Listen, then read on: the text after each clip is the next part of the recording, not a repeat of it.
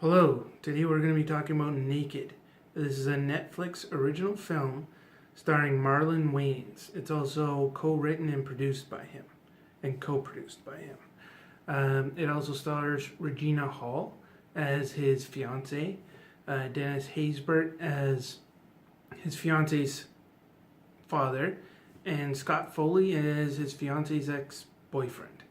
So this film, it's one of those movies that takes the Groundhog Day premise of repeating the same day over and over and over again and uses it in a slightly different way.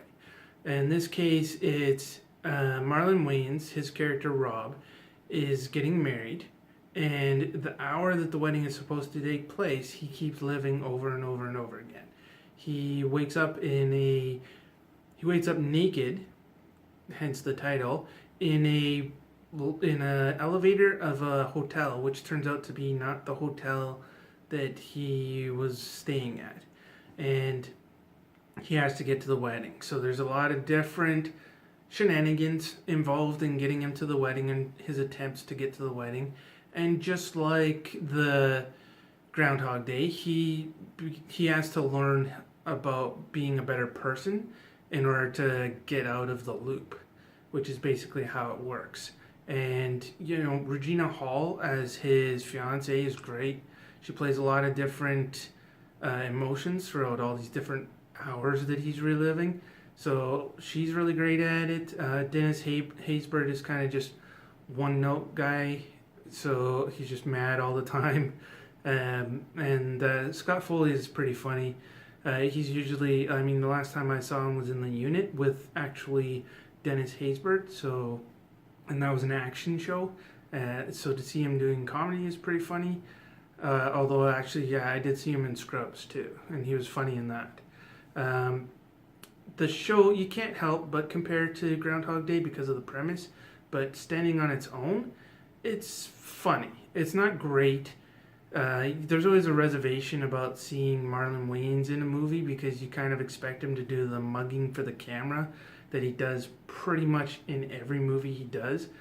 It's a lot worse in things like the haunted house movies that he does and the scary movies. Like, that mugging for the camera is way over the top. So, but he's done so many of them that it's hard to disassociate him from that.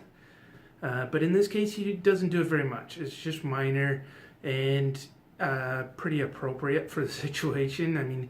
When you find yourself constantly waking up in the same elevator over and over again, and it ends every hour.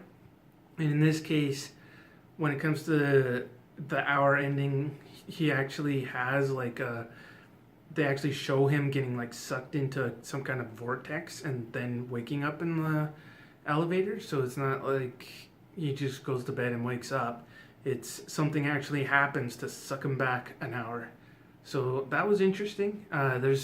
You see him go through all the different emotions, all the different things that he wants to try to get there on time.